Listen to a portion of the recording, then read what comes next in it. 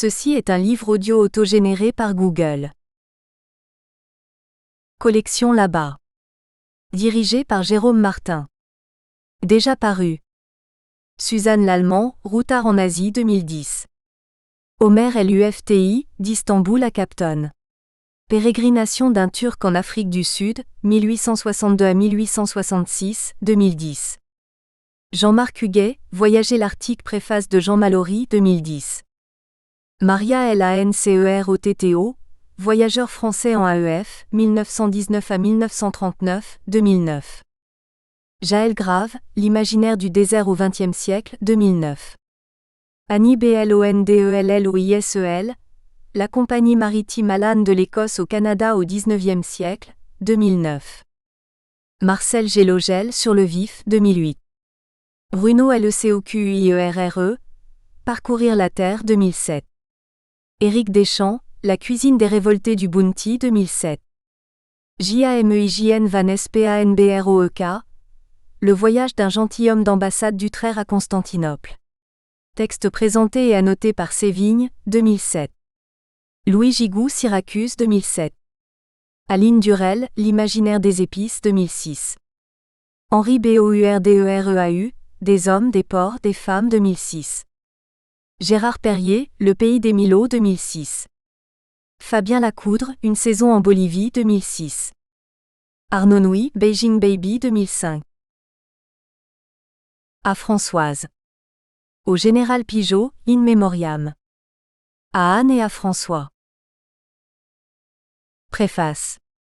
Ce livre est la réédition du roman du Sahara, paru aux éditions Balland en 1991.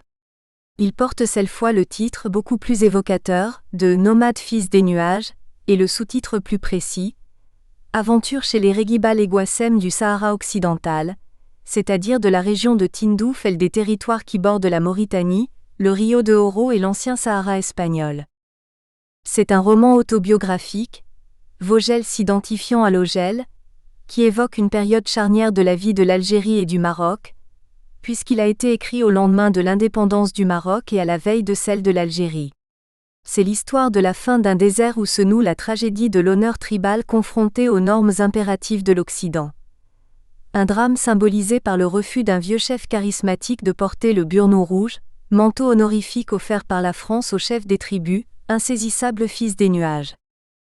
Mais c'est un roman également sociologique qui pourra servir de référence dans la mesure où l'auteur, après une expérience directe de 6 années consécutives sur le terrain, a étudié les mœurs et coutumes d'une population appelée sans doute à subir une longue mutation. A signalé au lecteur averti que le passage où il est fait allusion, de manière très divertissante, à certaines caractéristiques du chameau, au cours d'un dialogue animé sous la tente, a déjà paru dans le volume Sur le vif, Dépêches oubliées, publié plus tard en 2008, L'Harmattan, collection là-bas, aux pages 39 et 40. Bref chronologie. 1934. Les Français occupent Tindouf. 5 novembre 1955. Le sultan Mohamed V, de retour d'exil, rentre au Maroc. 2 mars 1956. Indépendance du Maroc. 12 mars 1957. Le général de Gaulle visite Tindouf. Février 1958. Opération Écouvillon. Expédition militaire franco-espagnole en Mauritanie et au Rio de Oro. Des rebelles Regibas se rallient à la France. 28 novembre 1960. Indépendance de la Mauritanie. 1er mars 1961. Mort du sultan Mohamed V. Hassan II monte sur le trône. 17 mars 1961. Annonce des négociations entre la France et le FLN, Front de Libération Nationale, qui précède la proclamation de l'indépendance de l'Algérie qui aura lieu le 3 juillet 1962. Mai 1956. Départ de Salah Ould Ahmed pour le Maroc. Décembre 1960. Mort de son fils Mahmoud. 15 mars 1961. Salah retourne dans son campement, fin du récit. Repères géographiques pour le récit. Tindouf est situé approximativement à 500 km au sud d'Agadir, carte numéro 3, par 8 11 pieds 11 pouces de longitude ouest, 27 degrés 43 minutes 43 secondes de latitude nord. Tindouf est à 40 km de la frontière du Rio de Oro. 120 km de la frontière du Maroc. 1000 km de la ville algérienne de Colombéchar, approximativement. 350 km de la ville d'Ain Bentili, en Mauritanie, approximativement. 700 km de la ville de Smara, dans le Rio de Oro, approximativement. Tribu. Le récit s'intéresse au Regiba Leguassem uniquement. La tribu d'Ebrahim ou Daoud, qui provient de Qassem, fils de Sid Ahmed Regibi, est divisée en sous-tribus suivantes. Sidi Halal. El-Gassem ou Brahim. Selalka. Genia. La Seine ou Ahmed. Pendant plusieurs siècles, ces tribus avaient pris sous leur contrôle Selam. Oulad Sid Ahmed. Fokra. 1. Un voile de poussière couvrait l'agglomération de Tindouf, soumise au vent de sable depuis plusieurs jours. Les bourrasques du sud-ouest agitaient les palmes des dattiers, les soulevant du même côté du tronc. Le soleil, déjà haut, ne parvenait pas à traverser la couche de sable en suspension dans l'atmosphère et répandait une lumière laiteuse dans la cour du fort. C'est à peine si des bâtiments se distinguaient, l'espace d'un instant, l'enfilade des arcades, les piliers noyés dans un flot de sable ou la perspective trouble des coupoles caractéristiques de l'architecture saharienne des années 30. La vie semblait interrompue. De temps à autre, un homme, la tête enfouie sous son chèche, entreprenait de passer d'une habitation à l'autre, titubant sous les rafales. Le vent gonflait sa tunique comme une outre, lui conférant la silhouette grotesque d'un personnage de comédie. La tempête, qui durait quelquefois tout un mois, entraînait une nervosité croissante. C'était l'époque des intrigues, des colères, des querelles. Une mauvaise humeur générale s'emparait du simple soldat et, par un effet d'osmose, remontait jusqu'au sommet de la hiérarchie, pour peu que le chef manifestât les mêmes dispositions d'esprit que ses subordonnés. L'archer gardait son calme. Il trouvait même un certain pouvoir lénifiant à ces conditions climatiques un peu particulières, et se laissait séduire par cette ambiance irréelle que le vent, par sa constance, parvenait à créer. Dans une région chaude et sèche au ciel toujours serein, il n'était pas mauvais que les hommes eussent à faire face de temps à autre à la violence de la nature. Cette poussière envahissante qui se déposait sur les objets de manière lancinante, provoquait découragement et lassitude. Était-elle plus désagréable que la pluie ou la neige? L'archer eut cependant une pensée pour les pelotons de méharistes. Il se revoyait 10 années plus tôt, la tête protégée par le capuchon de sa pèlerine, les pieds nus dans des sandales piquées par les grains de sable projetés à grande vitesse. Il tentait alors de se constituer un abri, avec une selle et une peau de mouton. Son méhari, baraqué instinctivement, tendait son long cou de serpent à même le sol, donnant ainsi moins de prise au vent. Comme il était bien souvent impossible de faire du feu, une pâte de dattes concassée, craquant sous la dent, circulait de main en main, permettant de tromper la faim en attendant une éclaircie. L'archer s'arracha à sa méditation pour s'asseoir à sa table de travail. Il prit un dossier, en souffla la poussière et se plongea une nouvelle fois dans sa lecture. Il ne tarda pas à le refermer. La carrière militaire réservait quelquefois des surprises. Chef de bataillon après 20 années de service, une mission inattendue lui avait été confiée, dérisoire, si son enjeu n'en avait été considéré comme de la première importance par le commandement. Renversé sur sa chaise, bourrant sa pipe mais oubliant de l'allumer, il songeait à l'entrevue qu'il avait eue un mois auparavant, à Colombéchar, dans le bureau du commandant militaire. Le général Pignon, le recevant à l'occasion de sa nomination, lui avait dressé un tableau sans complaisance des tâches qui l'attendaient. Petit, vif, le regard en éveil derrière des lunettes à la monture d'acier, Pignon n'aimait guère les circonlocutions.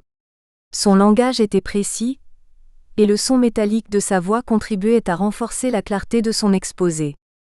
Pour avoir été le premier, à la tête de son peloton méhariste, à pénétrer dans Tindouf en 1934, le général était familier de cette zone, répondant au vocable administratif de confins algéro-mauritano-marocains.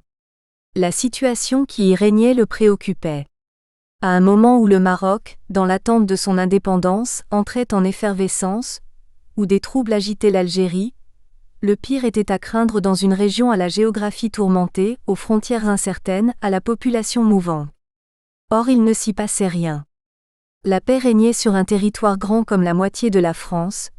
Seul un chef nomade, sachant allier le prestige de son nom au sens du terrain, tenait en échec l'administration en adoptant une attitude dont il était difficile de savoir si elle relevait de l'amour-propre déçu ou d'une nouvelle tentative de résistance. Le succès de votre mission dépend d'une seule démarche, avait résumé Pignon. Remettre en public un manteau sur les épaules d'un vieux renard ou d'un fieffé imbécile. Je vous laisse le choix du qualificatif à lui accorder, après étude du dossier. Tâchez de vous renseigner, d'avoir une idée nette du caractère du personnage, de connaître sa psychologie. Méfiez-vous des simplifications, des préjugés, des analyses vite faites. Connaissant bien les nomades, je serais enclin à penser que vous avez affaire à une personnalité qui échappe aux clichés, que, par paresse intellectuelle, nous sommes amenés à utiliser. Les deux hommes s'étaient séparés sous l'arche du patio, devant la place des chameaux inondée de soleil. Une vapeur de chaleur montait de son sol martelé, rendant flou l'arête des constructions en pisé qui délimitaient sa superficie. L'archer se souvenait de cet instant. Il n'avait pratiquement pas parlé, préférant écouter. Le général avait apprécié le comportement de cet homme de taille moyenne, au cou épais, planté sur de larges épaules. Des mâchoires carrées ne nuisaient en rien à l'harmonie générale du visage, où des yeux profonds noirs, d'une grande mobilité pouvaient exprimer la douceur ou une froide détermination. Il pensa que cette fois, Salah Ould Ahmed trouverait en la personne du nouveau chef de poste de Tindouf un interlocuteur à sa hauteur. 2. À tout bien considérer, la mission de l'archer relevait de la routine administrative. Elle consistait à déposer sur les épaules d'un chef nomade une longue cape de laine rouge, sans manches, un burnou, distinction honorifique accordée par les autorités pour récompenser les serviteurs les plus méritants.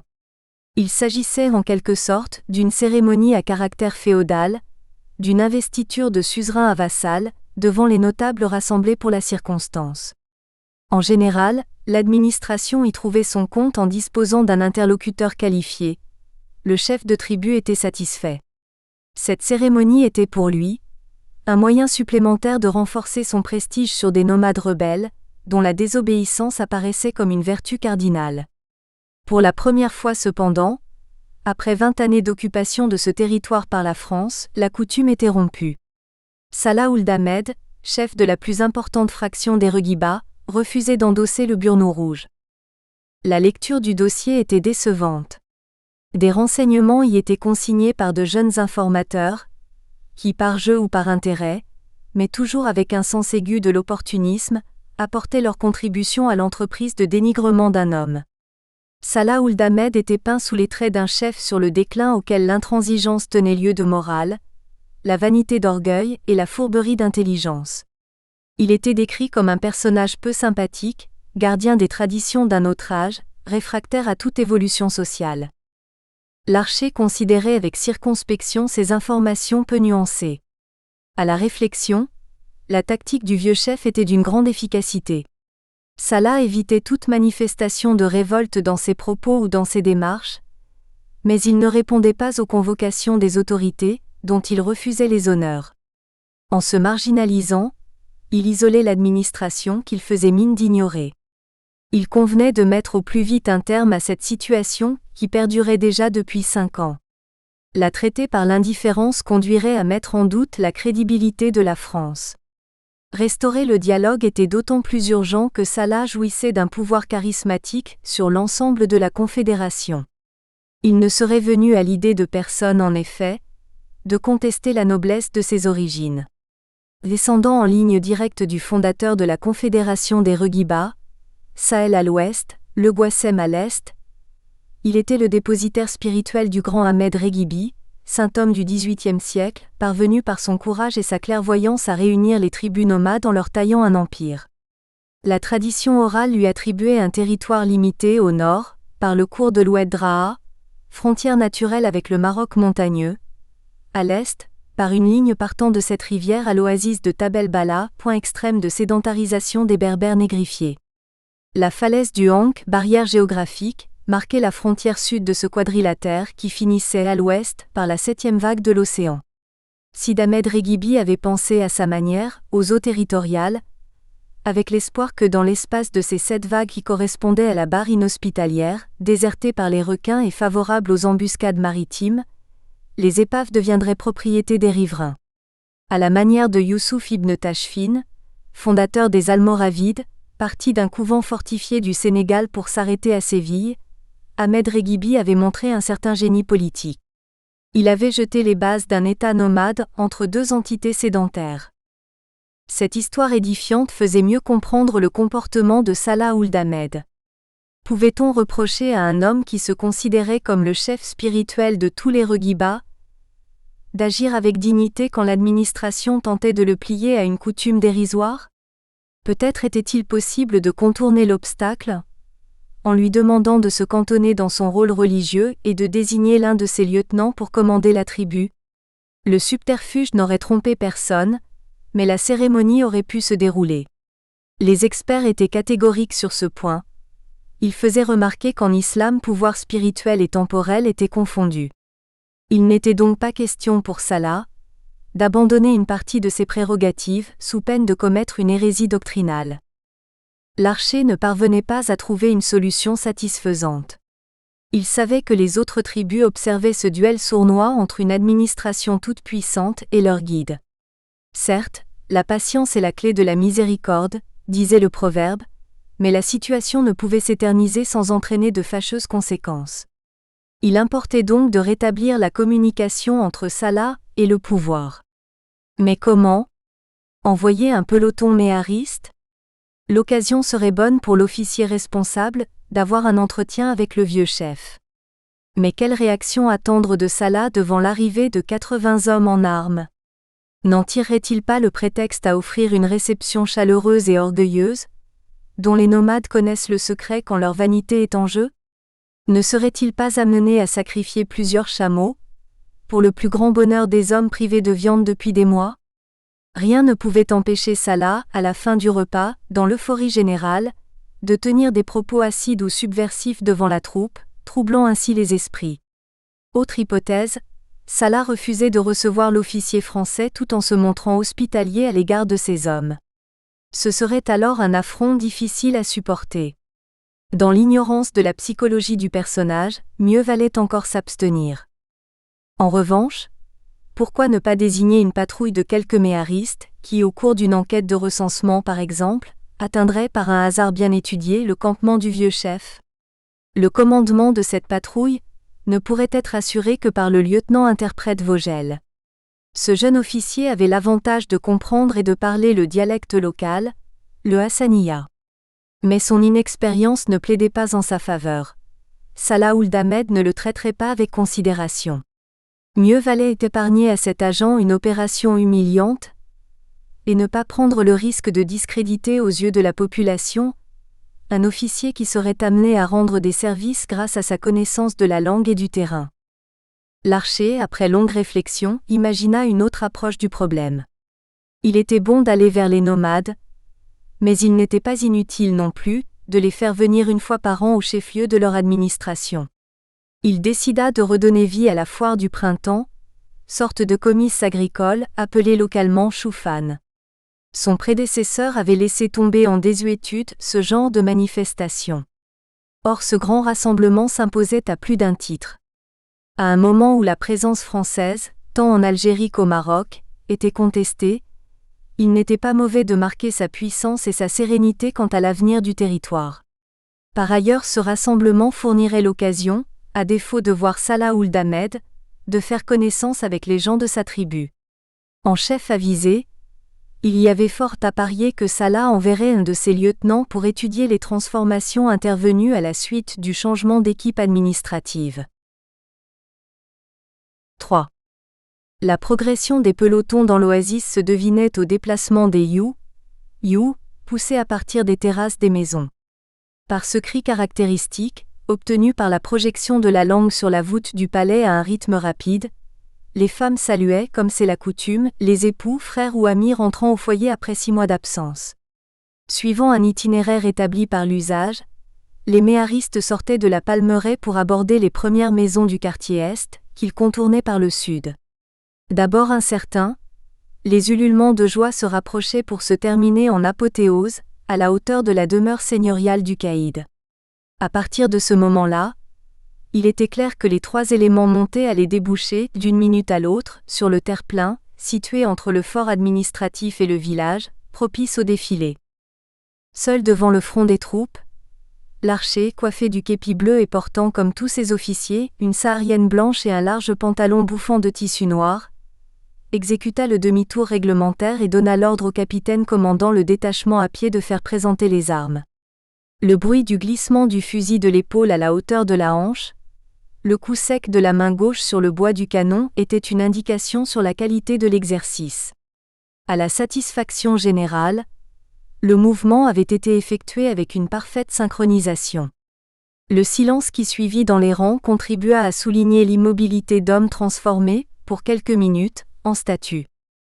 Lieutenant le plus ancien dans le grade le plus élevé, Vignando ouvrait le défilé. Juché sur son grand chameau blanc, l'officier tentait de se maintenir sur une ligne droite imaginaire, suivi par les 70 hommes de son peloton rangés par trois. Les chameaux s'avançaient au petit trot, levant bien haut leur tête allongée, la lippe dédaigneuse. Ils laissaient retomber d'un mouvement de leurs longues pattes dégingandées, leurs larges sabots spongieux dans la poussière du chemin, comme des danseurs frappant le parquet de leurs chaussons. Ils paraissaient en excellente condition physique.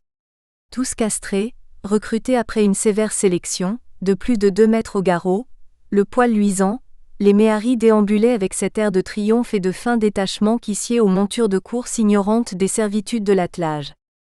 Les cavaliers avaient belle allure.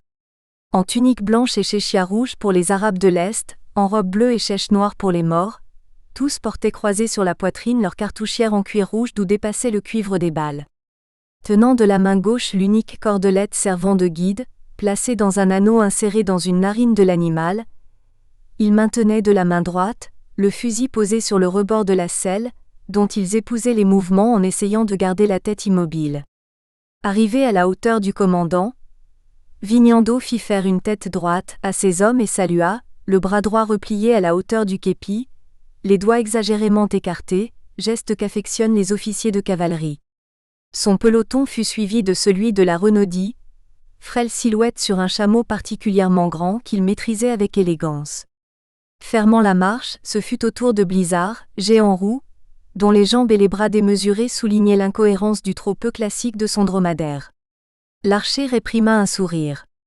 Le lieutenant était loin de la rizière tonkinoise où il l'avait vu un jour, traverser en courant une digue battue par le feu d'un fusil mitrailleur pour entraîner sa section. Que de ponts d'Arcole avaient été passés ainsi par de jeunes officiers.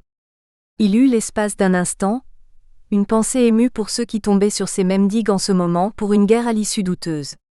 Il était fier de ses lieutenants, revenus tous trois d'un double séjour en Indochine où ils avaient obtenu la Légion d'honneur au feu.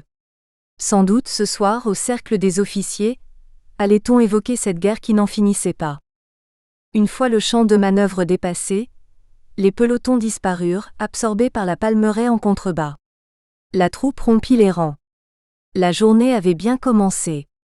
Le soleil, déjà haut, était encore supportable grâce au petit vent frais qui à cette époque balayait la hamada. L'archer interpella Vogel. Le thé de présentation des chefs coutumiers est pour 10 heures, n'est-ce pas ? 10h30, mon commandant.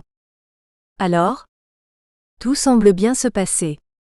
Les Chiours ont répondu à notre invitation. Toutes les tribus sont-elles représentées ? Demanda l'archer. Toutes et même les sous-tribus. Cela veut-il dire que les Sidi Halal seront là ? Oui. Salah Ould Ahmed, souffrant, s'est fait excuser mais a demandé à son fils Ahmed de le représenter. Les deux hommes échangèrent un sourire de complicité. L'archer avait vu juste. Tous les chefs étaient venus par curiosité, par intérêt. Les Sidi Halal pouvaient-ils raisonnablement rester à l'écart d'un tel rassemblement ?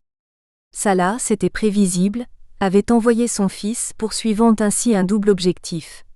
Montrer à ses détracteurs, au Sélam en particulier, que son absence était d'ordre tactique et leur faire comprendre en même temps que son héritier direct serait assez vigilant pour déjouer d'éventuelles manœuvres de la part de l'administration. L'autorité effective et nominale des Sidi Halal sur l'ensemble de la Confédération ne devait pas être remise en question. À l'arrivée de l'archer, les chefs coutumiers se levèrent tous avec ensemble sur les tapis où ils étaient accroupis, dans la vaste salle d'entrée des bureaux. Après un retentissant « Que le salut soit sur vous », repris en chœur par l'assistance, l'archer commença à serrer les mains de la droite vers la gauche en longeant les murs de la pièce. Vogel présentait les chiours en indiquant leur tribu d'origine. L'absence d'ordre protocolaire, banni par prudence, permettait de se faire une idée des courants politiques qui traversaient la confédération des Reguiba le Guassem. Les chiours s'étaient rassemblés par affiniciers. Au groupe des Sidi Halal et Belgassem ou Brahim répondait celui plus compact, des Selam et des Fokra. Les prolétaires étaient sur un pied d'égalité avec les riches, et les roturiers côtoyaient les nobles. Les chefs coutumiers observaient avec attention l'archer, qu'ils voyaient pour la première fois. Pour la circonstance, ils avaient entouré leur tête du chèche bleu acheté au maître la veille au marché et dont l'indigo tout neuf, tel du papier carbone, déteignait sur les cheveux et sur la peau en longues traces bleuâtres. Un curieux mélange d'odeurs fortes se dégageait de cette masse d'hommes, provenant des effluves de parfums à bon marché, des fumées de l'encens et de la sueur des corps. À la hauteur du fils de Salah, l'archer salua selon les phrases rituelles, et Ahmed lui répondit. C'était un jeune homme de 25 ans, les attaches fines, petit de taille, les yeux profonds et doux. Mon père, qui a reçu votre aimable invitation, n'a pas pu venir par suite d'une très grande fatigue. Il m'a chargé de le représenter, et de vous apporter son salut. Soyez le bienvenu, dit l'archer. Je forme des vœux pour le rétablissement de votre père, à qui je vous demande de transmettre également mes salutations. Ahmed, qui avait redouté que le commandant fît une allusion plus ou moins malveillante à l'absence de Salah, parut soulagé. En restant sur le plan de la courtoisie et de la politesse élémentaire, l'archer avait respecté les conventions. L'honneur était sauf, et Ahmed déjà lui en savait gré. Après avoir fait le tour des personnalités, l'archer s'assit à même le sol sur les tapis. Les bouilloires d'eau qui chantonnaient sur les braseros placés dans le patio furent amenés aux préparateurs de thé. Ceux-ci officiaient devant d'imposants plateaux de cuivre, où s'alignaient de multiples verres à arêtes octogonales répandus dans toute la région comme élément du service à thé. Comme il est d'usage, les conversations interrompues par les présentations ne reprirent que progressivement. Par respect pour l'autorité, on but le premier verre de thé en silence. Peu à peu cependant, de groupe en groupe, les langues se délièrent, mais il était bien évident qu'on attendait l'heure des discours. L'archer, ménageant ses effets, ne se pressait pas. Le deuxième verre de thé passa sans qu'il montrât le moindre signe d'impatience, discutant avec ses voisins. Quand il vit arriver le troisième verre, il se décida et leva la main pour réclamer l'attention de l'auditoire. « Je suis heureux que vous ayez tous répondu à mon invitation. Arrivé depuis quelques mois seulement à Tindouf et le territoire étant très vaste, j'ai pensé que le meilleur moyen pour faire votre connaissance était de vous inviter à cette fête. Je suis prêt à vous recevoir un par un au cours des jours à venir dans mon bureau, mais je n'ai pas voulu attendre davantage pour vous saluer. Vous connaissez le programme de cette foire. Demain, il y aura une course de fond, de demi-fond et de vitesse. Le gagnant recevra un chameau de course, les autres un sac de farine ou de sucre. Tous les participants seront récompensés. Les commerçants de Colombéchar comme de Goulimine sont arrivés en grand nombre. Vous allez pouvoir vendre vos chameaux librement et faire vos provisions pour l'année. Enfin, si vous avez quelques différends à régler, nous sommes à votre disposition. Ce que nous essayons de faire, nous qui avons la charge de l'administration, c'est de maintenir la paix et la concorde entre vous tous. Nous n'avons pas d'autre but. Que Dieu nous aide et vous aide dans cette tâche.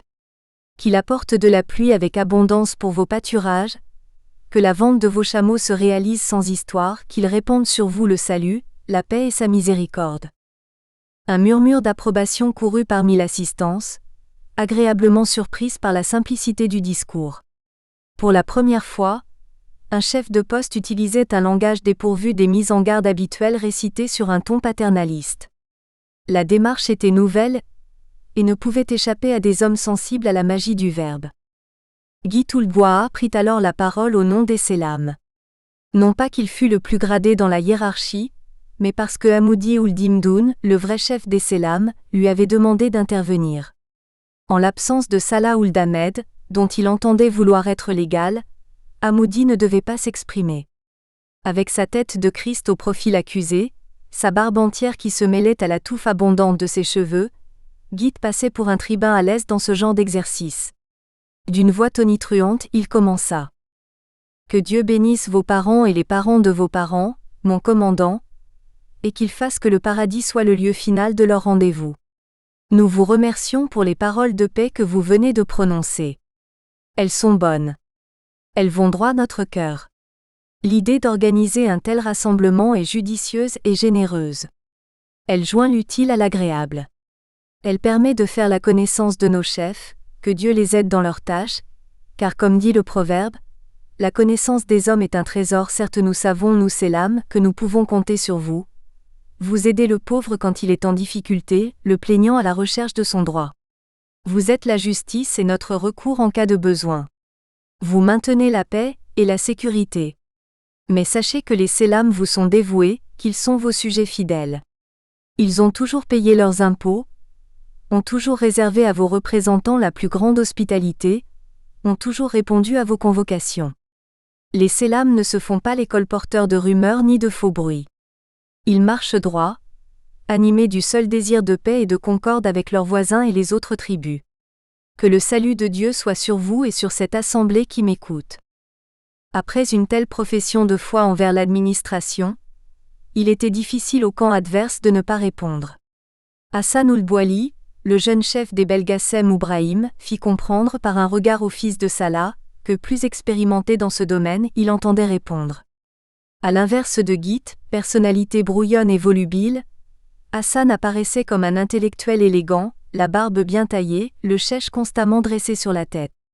Sa voix n'avait pas le timbre de son prédécesseur, mais il passait aussi pour un redoutable négociateur. L'allusion à l'absence de Salah avait été trop claire pour qu'il ne la relevât pas. Il le fit avec adresse. « Je m'associe aux paroles de mon camarade Guy pour vous exprimer, mon commandant, l'expression de notre gratitude pour votre invitation chaleureuse et pour vos bonnes paroles. Que Dieu augmente votre vie et celle de vos collaborateurs, qu'il vous aide dans votre tâche, qui ne sera pas facile avec des gens aussi turbulents que nous. » L'assistance se mit à rire. Il poursuivit. « La France connaît les Reguibas. Malgré leurs défauts, ce sont des gens d'honneur. Vous pouvez compter sur eux tous sans distinction de classe ni de tribu. Nous formons un même peuple, même si nous nous querellons quelquefois. Dans une famille, les frères ne se disputent-ils pas ? Cela arrive, mais la famille tient toujours. Il en est de même pour nous. Nous n'avons pas eu à nous plaindre de la France depuis qu'elle est ici. Certes, il nous est arrivé quelquefois de nous opposer à vous, mais de manière passagère. Il n'y aura donc jamais de graves problèmes entre nous dans la mesure où l'administration respecte notre religion, nos coutumes et notre droit musulman.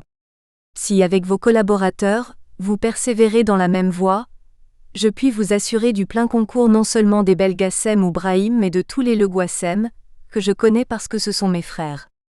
Nous sommes ici sur la même terre, nous devons vivre en harmonie car nous dépendons tous de Dieu qui décide de nos actions. Que le salut soit sur vous et sur cette assemblée. Guy n'avait pas su dépasser le domaine des querelles classiques. Hassan avait parlé en chef de confédération. En même temps, il avait indiqué à l'administration les limites de son action. Le message était clair. Si Salah n'était pas là, c'est parce qu'une des 3 conditions n'avait pas été remplie. Mais laquelle ? La religion ? Jamais les autorités ne s'en étaient mêlées. La coutume ? Tout était mis en œuvre pour la respecter. Je ne vois vraiment pas a priori les fautes que nous aurions pu commettre, dit l'archer à ses officiers en levant la séance. Ce n'est pas si évident, répondit Vignando qui après 2 années de peloton méhariste avait une bonne connaissance des problèmes. Les nomades accusent la France par ses procédés démocratiques, d'avoir bouleversé les structures d'une société théocratique. Dans un certain sens, ils n'ont pas tout à fait tort. Avec nos manières laïques et démagogiques d'établir l'équité pour tous, Nous avons créé une situation que les tribus les plus prolifiques mais aussi les plus roturières ont mise à profit pour se libérer de la tutelle des tribus nobles. Certes, elles nous sont acquises, elles collaborent avec le pouvoir.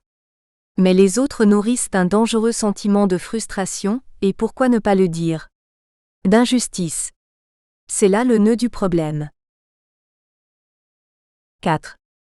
L'avion du général Pignon, un vieux Junker d'observation à 3 moteurs, s'arracha du sol en bout de piste.